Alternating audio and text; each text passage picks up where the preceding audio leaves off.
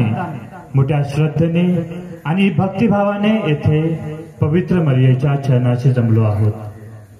पवित्र मरिया जी देवाची आई आहे आणि आपल्या सर्वांची देखील ती आई आहे. तिचा गुणगान गाण्यासाठी, तिचा गौरव करण्यासाठी आपण मोठ्या संख्येने या ठिकाणी जमलो असताना आपण प्रभूच्या चरणाशी तिच्या मदतीने प्रार्थना करत आहोत.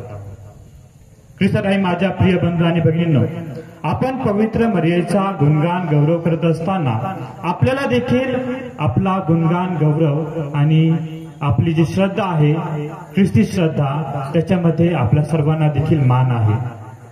आपण सर्वजण प्रौढपणे सांगू शकतो की खरोखर मरिया माता ही आमची आई आहे. प्रभू ख्रिस्त ज्याचे आम्ही अनुयायी आहोत आणि ख्रिस्ती म्हणून आम्ही जीवन जगत आहोत. हा आपला गौरव आहे, हा आपला मान सन्मान आहे, ही आपली आशा आहे. आणि ख्रिस्ती म्हणून आपला जो गौरव आहे हा आपल्या जगण्यामध्ये आहे. ज्या प्रकारे पवित्र मरिया जी येशू ख्रिस्ताची आई होती, म्हणजे साक्षात देवाची आई होती, तिचा गौरव तिने मिळवला तो येशू ख्रिस्ताला योग्य रीतीने अनुसरून. आपण नोवेनाच्या काळामध्ये पवित्र मरियेच्या अनेक अशा गुणांवरती अवलोकन करतो, मननचिंतन करतो आणि त्याद्वारे आपण ते गुण आपल्या जीवनामध्ये देखील अनुकरण्याचा प्रयत्न करत असतो. आणि पवित्र मरियेचा गुणगान गौरव गात असताना आपला स्वतःचा जो मान आहे, एक ख्रिस्ती म्हणून कशाद्वारे आपण मिळवून घेऊ शकतो याच्यावरती आज आपण मननचिंतन करणार आहोत. आजचा जो नोवेनाचा विषय आहे, कृपादायिनी पवित्र मरिया. आपण सर्वजण रोज नमो हे कृपापूर्ण मरिया प्रार्थना म्हणत असतो आणि अनेक वेळेस उच्चारत असतो, नमो हे कृपापूर्ण मरिया. पवित्र मरिया जी कृपेने पूर्ण होती आणि ती पूर्णता ती फक्त तिच्या सोबतच ठेवत नाही, तर ती आपल्या प्रत्येकाला देत असते. त्याच्यामुळे आपण म्हणतो की नमो कृपा पूर्ण मरिया ही कृपादायिनी आई आहे. आणि ही कृपा आपल्याला कशासाठी पाहिजे आहे किंवा ह्या कृपेचा वापर आपण कधी करतो? ख्रिस्ती म्हणून आपण जेव्हा जीवन जगत असतो, एक ख्रिस्ती म्हणून आपल्या प्रत्येकाला एक अभिमान आहे, तो अभिमान आपल्या जगण्यामध्ये दिसला पाहिजे. आणि ख्रिस्ती म्हणून जीवन जगत असताना अनेक असे चॅलेंजेस आहेत, अनेक अशा अडचणी आहेत, दुःख आहे, कष्ट आहे. एक ख्रिस्ती म्हणून जीवन जगत असताना आपल्याला अनेक अशा संकटाला तोंड द्यावं लागत असतं. प्रभू ख्रिस्ताचे मार्ग हे सोपे मार्ग नाहीत, हे खडकाळ मार्ग आहे. कारण की ख्रिस्त म्हटलेला आहे की तुम्ही जर मला अनुसराल तर तुम्हाला तुमचा क्रूस घेऊन माझ्या मागे चालावं लागणार आहे. तुम्ही जर मला अनुसरत असाल तर तुम्हाला तुमच्या शत्रूवर देखील प्रेम करावं लागणार आहे. तुम्ही जर मला अनुसरत असाल तर तुम्हाला त्रास सहन करावा लागणार आहे. तुम्हाला एकमेकाला समजून घ्यावं लागणार आहे. तुम्हाला एकमेकासोबत समंजसने वागावं लागणार आहे. तुम्हाला टोचत नाही तोपर्यंत इतरांची सेवा करावं लागणार आहे. इतरांच्या सेवेमध्ये आपलं जीवन देखील समर्पण करावं लागणार आहे, खर्ची करावं लागणार आहे. इतरांच्या प्रेमाखातर आपल्याला स्वतःचा जीव देखील गमवायला लागला तर आपण मागे पुढे बघायला नको, असं ख्रिस्त आपल्याला आव्हान करत आहे. आणि हे सर्व आव्हाने आपण कशा प्रकारे पेलवणार आहोत? खरोखर या प्रवाहाच्या विरुद्ध जे समाजामध्ये आपण बघत आहोत, ज्या रीतिरिवाज आहे, रूढी परंपरा आहेत किंवा समाजाची जी रीत आहे, चांगल्याशी चांगलं वागणं, वाईटाशी वाईट वागणं, जो प्रेम करतो त्याच्यावरती प्रेम करणं, जो आपल्याला त्रास देतो त्याला त्रास देणं, ही जी रूढी परंपरा आहे समाजाची, याच्या विरुद्ध दिशेने आपल्याला जाण्यासाठी परमेश्वर पाचारण करत आहे. आणि खरं ख्रिस्ती आयुष्य त्याचा अर्थ या अशा जगण्यामध्ये आहे. आपण प्रवाहाच्या विरुद्ध दिशेने आपलं जीवन जगण्यासाठी परमेश्वर आपल्याला पाचारण करतो. आणि हे जे आपल्याला चॅलेंजेस आहेत यांना जर तोंड द्यायचं असेल, हे जे आव्हानं आहेत याला खरोखर ख्रिस्ताच्या सहाय्याने आपल्याला जर तोंड द्यायचं असेल तर आपल्याला कुठल्या गोष्टीची गरज असेल ती म्हणजे कृपा. आपण मानवी शक्तीने काही चांगुलपणा आपण दाखवू शकतो, काही चांगल्या गोष्टी आपल्या जीवनामध्ये करू शकतो, परंतु असामान्य गोष्टी जर आपल्याला करायच्या असतील, सर्वसाधारण गोष्टी ज्या दैविक गोष्टी आहेत, आपल्या शत्रूवर देखील प्रेम करणं किंवा आपला जीव आपल्या मित्रासाठी आपल्या लोकांसाठी बलिदान करणं, या गोष्टी माणूस म्हणून आपल्या प्रत्येकाला करणं शक्य होणार नाही. ते मानवी शक्तीने शक्य नाही. म्हणून परमेश्वर त्याची दैवी कृपा आपल्या प्रत्येकावरती पाठवत असतो. ज्या दैवी कृपेने आपल्या प्रत्येकाला देवासारखं म्हणजे येशू ख्रिस्तासारखं जीवन जगण्यासाठी शक्ती सामर्थ्य मिळत असते आणि ती विनामूल्य भेटते. कृपेसाठी आपल्याला कुठलंही मूल्य मोजावं लागत नाही. अशी ही कृपा आपल्याला परमेश्वर खुद्द देत असतो, येशू ख्रिस्त. आणि ख्रिस्ती म्हणून, एक कॅथोलिक ख्रिस्ती म्हणून या कृपेचा उगम स्रोत जो आहे तो म्हणजे जो ख्रिस्ती धर्माचा गाभा आहे, 7 साक्रामेंट. हे 7 साक्रामेंट ज्याद्वारे प्रभू ख्रिस्त आपल्या प्रत्येकाला वेळोवेळी लागणारे कृपादान आपल्याला देत असतो. कॅटेकिझम ऑफ द कॅथोलिक चर्च 7 साक्रामेंटाविषयी बोलताना म्हणतं की 7 साक्रामेंट हे परमेश्वराच्या अदृश्य कृपेचे दृश्य चिन्ह आहेत. परमेश्वराच्या अदृश्य कृपेचे दृश्य चिन्ह आहेत. आणि हे 7 साक्रामेंट आपल्याला जन्मल्यापासून ते आपण मरेपर्यंत आपल्या सोबत असतात आणि देवाची कृपा वेळोवेळी आपल्याला पुरवत असतात.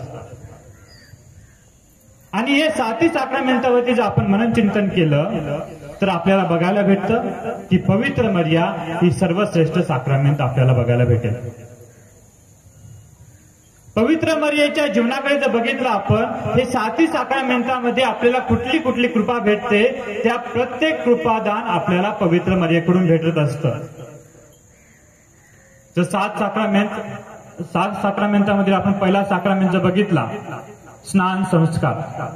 स्नान संस्काराद्वारे आपल्या जीवनामध्ये काय होतं, मूळ पापापासून आपली सुटका होते आणि आपण सर्वजण देवाची लेकरे म्हणून जन्माला येतो. चर्चचे आपण सभासद होतो. आणि जर पवित्र मर्याकडे बघितलं तर तिचा जन्म होण्यापासून ते येशू ख्रिस्त तिच्या उदरामध्ये राहीपर्यंत ती निष्कलंक अशी होती. तिला मूळ पापापासून अलुप्त असं ठेवलेलं होतं. ती पवित्र मर्या होती. तिला मूळ पाप लागलेलं नव्हतं. ती मूळ पापापासून लांब होती. म्हणून तिला दुसरी एवा असं देखील म्हटलं जातं. आणि देवाने खुद्द तिची निवड केली होती आपल्या एकुलता एका पुत्राची आई म्हणून. तेव्हा ती देवाची मुलगी आणि देवाची साक्षात आई झालेली होती, देवमाता झालेली होती. म्हणून पहिला साक्रामेंट स्नान संस्कार हा तिच्यामध्ये परिपूर्ण आहे. दुसरा संस्कार आपण बघतो प्रायश्चित्त संस्कार. प्रायश्चित्त संस्काराद्वारे आपल्यामध्ये काय बदल होतो, जे आपण पापकृत्य करून पापमय जीवन जगून परमेश्वरापासून लांब गेलेलो असतो ते आपण प्रायश्चित्त संस्काराद्वारे देवाशी पुन्हा एक होतो. देवाशी आपला समेट घडून येतो. पवित्र आत्म्याचं दान आपल्याला भेटतं चांगलं आयुष्य जगण्यासाठी. आणि हा देवाचा समेट आपल्याला पवित्र मर्याच्या आयुष्यामध्ये देखील बघायला भेटत आहे. पवित्र मर्या ही दुसरी एवा म्हणून आपण म्हणतो, तेव्हा आपण तिला सांगतो की तिने देवाशी आपला समेट केलेला आहे. फक्त स्वतःच नाही तर संपूर्ण मानव जातीचा समेट तिने देवाशी पुन्हा एकदा केलेला आहे.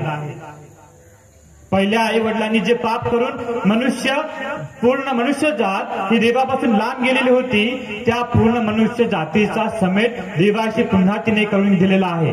म्हणून तिच्यामध्ये प्रायश्चित्त संस्कार हा परिपूर्ण आहे. तिसरा संस्कार जो आपण घेतो तो म्हणजे पवित्र ख्रिस्त शरीर. पवित्र ख्रिस्त शरीर ज्याद्वारे आपण आपल्या अंतःकरणामध्ये आपल्या जीवनामध्ये ख्रिस्ताला साक्षात घेत असतो. ख्रिस्ताला आपण आपल्या अंतःकरणामध्ये जीवनामध्ये आपण स्वीकारत असतो. या साक्रामेंटाविषयी जास्त काही बोलायची गरज नाही, कारण की आपल्या सगळ्यांना माहिती आहे की पवित्र मर्या ही येशू ख्रिस्तामध्ये एक होती. तिच्या उदरामध्ये येशू ख्रिस्त 9 महिने वाढलेला होता. त्या येशू ख्रिस्तामध्ये एका कुटुंबामध्ये तिने तिचं आयुष्य घातलेलं होतं. येशू ख्रिस्त आणि ती वेगळी नव्हती, तर ती येशू ख्रिस्ताची आई होती. आणि ती स्वतः येशू ख्रिस्तामध्ये एक झालेली होती. म्हणून हा संस्कार देखील पवित्र मरियेमध्ये परिपूर्ण होत आहे. त्याच्यानंतर चौथा संस्कार आहे दृढीकरण संस्कार. दृढीकरण संस्कारामध्ये काय होतं? आपल्या प्रत्येकाला पवित्र आत्म्याचं दान भेटतं. पवित्र आत्मा जो त्रैक्यामधला तिसरा व्यक्ती आहे आणि या पवित्र आत्म्याच्या दानाद्वारे आपल्या प्रत्येकाचं जीवन परिपूर्ण होण्यासाठी मदत होत असते. आपल्या प्रत्येकाला पापाला नाही म्हणण्यासाठी आणि चांगली कृत्य करण्यासाठी शक्तिदान भेटत असतं. पवित्र आत्म्याची दाने आणि फळे आपल्या जीवनामध्ये आपल्याला बघायला भेटत असतात. सुरुवातीपासूनच ती पवित्र आत्म्याने परिपूर्ण होती. तिच्यावरती पवित्र आत्मा होता. ती स्वतः पवित्र आत्म्याच्या योगाने गर्भवती राहिलेली होती आणि ती सुरुवातीपासून तर शेवटपर्यंत पवित्र आत्म्याने परिपूर्ण अशी होती. म्हणून आपण बघत आहोत की चौथा संस्कार दृढीकरण हा देखील तिच्यामध्ये परिपूर्ण झालेला आहे. त्याच्यानंतर आहे पाचवा आणि सहावा संस्कार लग्न आणि गुरुदीक्षा. लग्न किंवा गुरुदीक्षा या संस्काराद्वारे काय होतं? आपल्याला दैवी पाचारण होत असतं आणि ऐक्यामध्ये राहण्याचं आपल्याला देव आवाहन करत असतो. पती पत्नी एकमेकाशी एक राहतात, त्यांच्यासोबत विश्वासू राहतात, एकनिष्ठ राहतात, ते ऐक्य आहे. गुरुदीक्षेमध्ये धर्मगुरु ख्रिस्त सभेशी एक राहतो, म्हणजेच पिता पुत्र आणि पवित्र आत्मा या त्रैक्यामध्ये देवामध्ये एक होतो आणि एकमेकाची सेवा करण्यासाठी त्यांना पाचारण केलं जातं. आणि हे ऐक्य आपण बघत आहोत पवित्र मरियेच्या जीवनामध्ये देखील. देव जो आपला पिता आहे, देव पित्याने तिची निवड केलेली होती त्याच्या पुत्राची आई म्हणून. देवाने तिची निवड केली. देवपुत्र तिचा स्वतः पुत्र होता आणि देव पवित्र आत्मा ज्याद्वारे ती गर्भवती राहिलेली होती. या तिन्ही त्रैक्यामध्ये ती नेहमीच एक होती. म्हणून आपण बघत आहोत की पाचवा आणि सहावा संस्कारामध्ये देखील ती परिपूर्ण आहे. ती देवाच्या ऐक्यामध्ये समाविष्ट होती. म्हणून हा संस्कार तिच्यामध्ये पूर्ण आहे. आणि शेवटचा सातवा संस्कार म्हणजे रुग्णानुभंग संस्कार. या संस्काराद्वारे आपल्याला आरोग्यदान प्राप्त होतं व आयुष्याचं सार्थक होत असतं. आयुष्याला समाधान प्राप्त होत असतं. आयुष्याच्या शेवटी आपल्याला काय पाहिजे नसेल तर समाधान. आपण आपलं जीवन व्यवस्थितरित्या देवाच्या आज्ञेनुसार देवाच्या कृपेमध्ये त्याच्या आशीर्वादामध्ये जगलेलो आहोत आणि आपल्या परीने होईल तेवढं चांगलं केलेलं आहे याचं असलेलं समाधान हे आयुष्याच्या शेवटी प्रत्येक मनुष्याला पाहिजे नसतं. आणि हे समाधान आणि आरोग्यदान ह्या दोन गोष्टी आपल्याला रुग्णानुभंग संस्कारामध्ये भेटत असतात. आणि पवित्र मरियेच्या जीवनाकडे जर बघितलं तर आपण पवित्र मरियेच्या जीवनामध्ये प्रत्येक क्षणोक्षणी समाधान असलेलं बघत आहोत. आणि शेवटी तिचं स्वर्गरोहण देखील होतं. म्हणून हा संस्कार देखील तिच्यामध्ये परिपूर्ण झालेला आहे. ख्रिस्ताई माझ्या प्रिय बंधू आणि भगिनींनो, आपण बघितलं 7 संस्कार जे ख्रिस्ती जीवनाचं केंद्रबिंदू आहेत आणि ज्याद्वारे देव आपल्या प्रत्येक ख्रिस्ती मनुष्याला जीवनाच्या पावलोपावली लागणारी कृपादृष्टी प्रदान करत असतो. या 7 संस्काराचा अर्थ आपल्याला पवित्र मरियेच्या जीवनामध्ये भेटत आहे. म्हणून पवित्र मरिया ही ईश्वरी कृपेची माता म्हणून आपण तिला गौरव करत असतो. पवित्र मरियेच्या लितानियामध्ये आपण म्हणतो ईश्वरी कृपेची माता. म्हणजे परमेश्वराची जी कृपा होती जी आपल्या प्रत्येकाला जीवन जगण्यासाठी, त्याचे अनुयायी होण्यासाठी, त्याची खरी साक्ष देण्यासाठी, जीवनामध्ये आपला क्रूस घेऊन चालण्यासाठी लागणारी आहे, ती सर्व कृपा पवित्र मरियेमध्ये एक झालेली आहे. ती परिपूर्ण पावलेली आहे. म्हणून पवित्र मरिया ही कृपापूर्ण मरिया आहे. हे साक्षात पवित्र आत्मा देवदूत स्वतः प्रगट करत आहे. देवदूत स्वतः सांगत आहे, नमो हे कृपा पूर्ण मरिया. संत लूकच्या शुभवर्तमानामध्ये आपण ऐकत आहोत.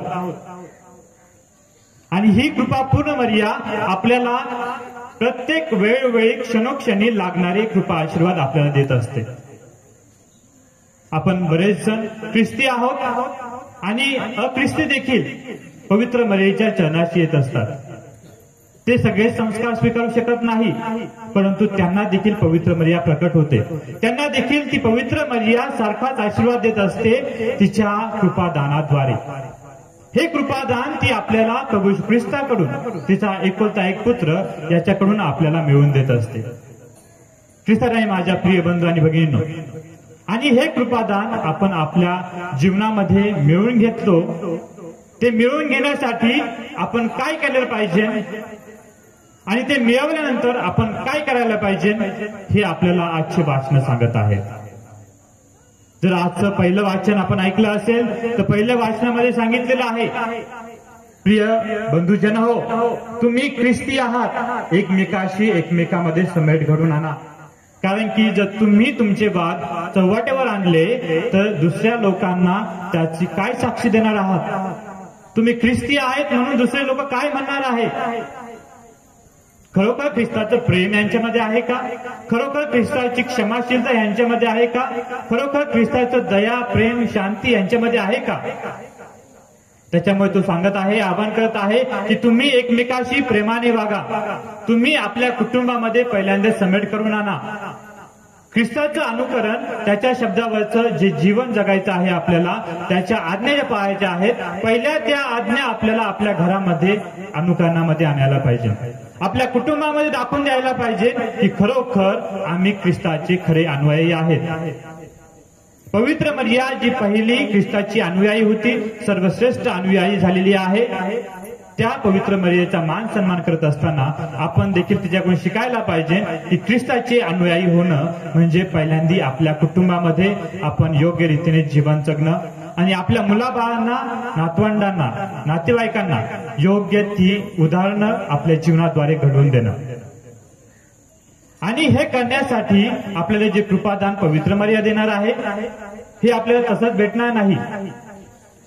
ते मिळवून घेण्यासाठी आपल्याला काय करायला पाहिजे हे आजचं शुभवर्तमानामध्ये आपण ऐकत आहोत. लूकच्या शुभवर्तमानातून घेतलेलं आजचं वाचन होतं. त्याच्यामध्ये संत लूक सांगत आहे कशा प्रकारे येशू ख्रिस्ताने आपल्या जीवनातील प्रत्येक महत्वाच्या कामाच्या अगोदर प्रार्थनेला महत्व दिलेलं आहे. प्रभू ख्रिस्त जो त्याच्या 12 शिष्यांची निवड करणार होता आणि त्यांची नेमणूक प्रत्येक पदावरती करणार होता, त्यांना कुठली गोष्ट त्याचा अधिकारी बनवायचं आहे हे ख्रिस्त ठरवणार होता. ख्रिस्त स्वतः देवाचा पुत्र असून देखील त्यांनी पित्याजवळ प्रार्थना करण्यासाठी वेळ काढला. आणि तो वेळ थोडा आणि तिडका नव्हता. तो पूर्ण रात्रभर परमेश्वर पित्याकडे प्रार्थना करत राहिला. कशासाठी प्रार्थना केली त्याने? कारण की त्याचं जे महत्वाचं कार्य होतं, जो 12 शिष्यांना त्याची निवड करणार होता, ज्या 12 शिष्याद्वारे संपूर्ण अखंड ख्रिस्त सभा तयार होणार होती, तुम्ही आम्ही जो विश्वास साजरा करत आहोत तो विश्वास आमच्यापर्यंत पोहोचणार होता. म्हणून ते महान कार्य करण्या अगोदर ख्रिस्ताने प्रार्थना केली, देवाच्या पुत्राने प्रार्थना केली. तर मग तुम्ही आणि मी जो मानव आहोत आपल्याला प्रार्थना करण्याची गरज नाही का? आपल्याला कुठल्या गोष्टीची शाश्वती आहे की आपण प्रार्थना करत नाही? आपल्याला कुठला असा गर्व आहे, कुठला असा घमंड आहे की माझ्याकडे पैसा आहे, माझ्याकडे मान आहे, प्रतिष्ठा आहे, माझी एवढी ओळख आहे की मला प्रार्थनेची गरज नाही, मला देवाची गरज नाही? कुठलंही महत्वाचं कार्य करण्या अगोदर आपण प्रार्थना करायला पाहिजे, हे आपल्याला आजचं शुभवर्तमान शिकवत आहे. आणि पवित्र मरियेच्या मदतीने जी आपल्याला कृपा आशीर्वाद मिळणार आहे ती देखील प्रार्थनेमुळेच मिळणार आहे. जेव्हा आपण प्रार्थनेने पवित्र मरियेकडे नम्रतेने जाऊ, तिच्याकडे विनंती करू की हे आमचे माते, तू आमच्यासाठी आपल्या पुत्राकडे मध्यस्थी कर.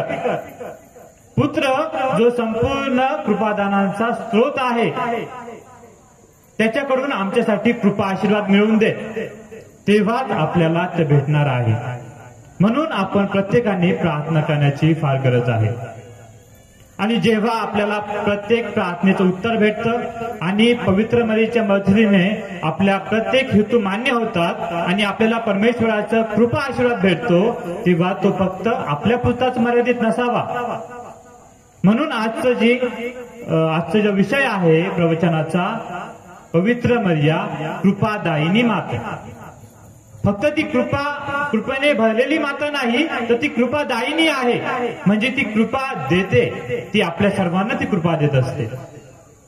ज्या प्रकारे आपण तिच्याकडून कृपा घेतो, त्याच प्रकारे आपण देखील आपल्याकडे भेटलेली कृपा म्हणजे जे आशीर्वाद देवाने आपल्याला दिलेले आहेत, ते देखील आपण इतरांना द्यायला पाहिजे. ही आपल्याला ती शिकवत आहे. ती फक्त स्वतःकडे राखून ठेवत नाही, पण ती इतरांना देत असते. ही देण्याची क्षमता आपल्या प्रत्येकामध्ये असायला पाहिजे. आणि ख्रिस्ती जीवन म्हणून, ख्रिस्ती व्यक्ती म्हणून आपण जीवन जगत असताना आपल्याला हा कृपा आशीर्वाद परमेश्वराने नेहमीच राखून ठेवलेला आहे.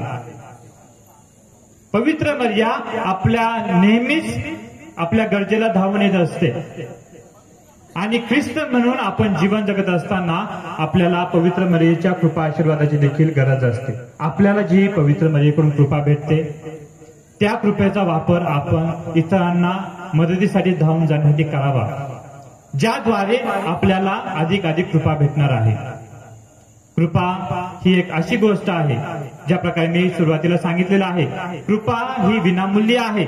त्यासाठी आपल्याला कुठलंही मूल्य मोजावं लागत नाही. त्याच प्रकारे जी विनामूल्य गोष्ट आपल्याला भेटलेली आहे, ती विनामूल्य आपण इतरांना द्यायला पाहिजे. आपण आपल्या जीवनाद्वारे इतरांची सेवा करायला पाहिजे. आपण आपलं जीवन स्वतःसाठीच राखून न ठेवता ख्रिस्ताप्रमाणे आपण देखील इतरांसाठी वाहून घेतलं पाहिजे. संत मदर तेरेसा चांगल्या उत्कृष्ट शब्दामध्ये म्हणतात, मी प्रत्येक वेळेस माझ्या प्रवचनामध्ये ते शब्द वापरतो, गिव्ह टिल इट हर्ट्स. जोपर्यंत टोचत नाही, जोपर्यंत आपल्याला झळ लागत नाही, तोपर्यंत तुम्ही देत राहा.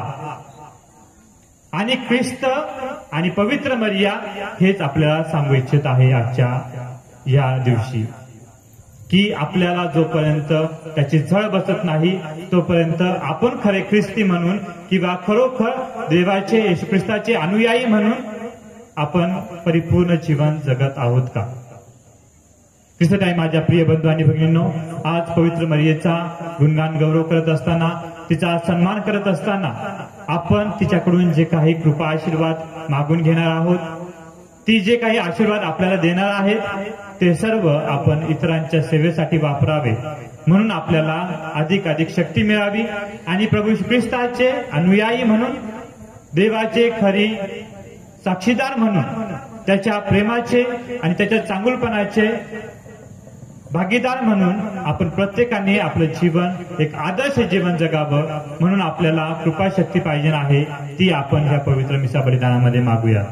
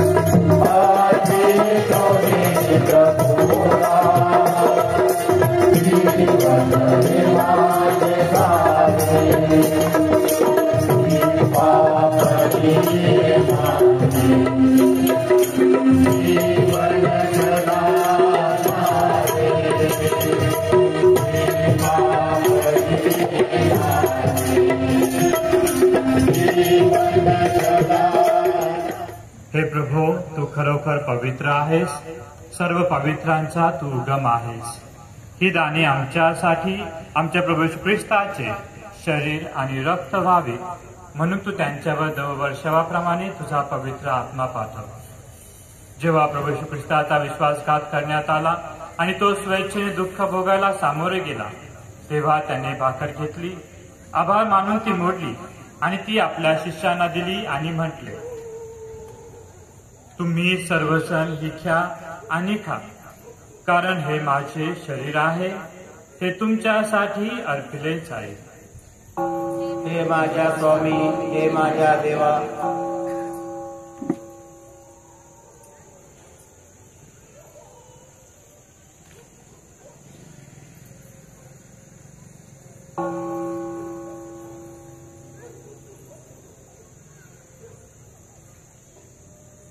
त्याचप्रमाणे भोजन झाल्यानंतर प्रभू येशूने प्याला घेतला, पुन्हा तुझे आभार मानले, तो प्याला आपल्या शिष्यांना दिला आणि म्हटले, तुम्ही सर्वजण हा घ्या व ह्यामधून प्या, कारण हा माझ्या रक्ताचा प्याला आहे, हे नव्या व शाश्वत कराराचे रक्त आहे, हे तुमच्या आणि पुष्कळांच्या पापक्षमेसाठी ओतले जाईल, हे माझ्या आठवणीसाठी करा।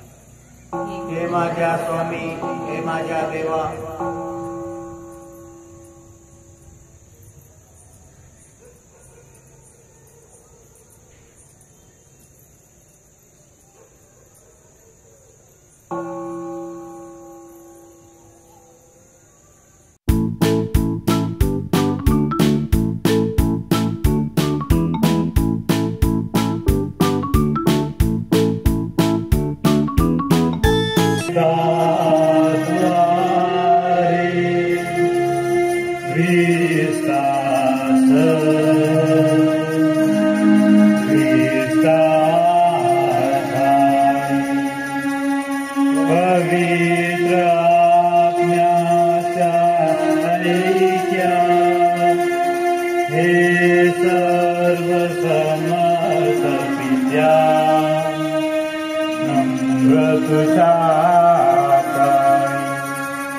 तुझा सन्मान व तुझा गौरव सदा सर्वदा।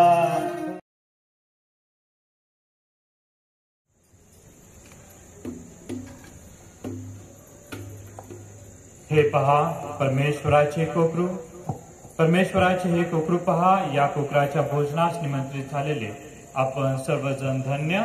हे प्रभू, तू माझ्या हाताखाली आहेस, इतकी माझी योग्यता नाही, परंतु तुझा प्रभू हे माझा आधार बनव।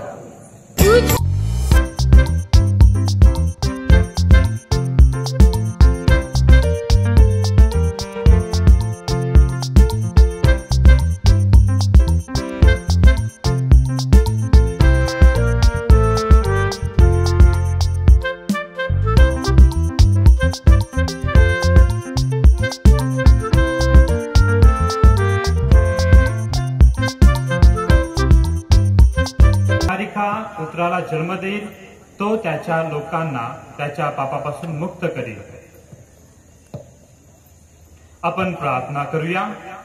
हे प्रभो, पवित्र ख्रिस्त बलिदानाद्वारे नवजीवन प्राप्त झालेल्या ख्रिस्त सभेला कुमारी मरियेच्या या दिवशी आनंदाचे वरदान दे। तिने जगाचा आशादीप व तारणाचा ख्रिस्त याला जन्म दिला, आम्हाला आशेचे व मुक्तीचे वरदान दे। ही प्रार्थना आम्ही आमचा प्रभू ख्रिस्त याच्याद्वारे करतो। आमेन। प्रभू तुम्हा बरोबर असो आणि तुमच्या अंतर्यामी सर्वसमर्थ परमेश्वर पिता, पुत्र आणि पवित्र आत्मा तुम्हाला आशीर्वादित करो। आमेन। ख्रिस्ताच्या शांतीने जा तुम्हास पाठवण्यात येत आहे। देवाला धन्यवाद।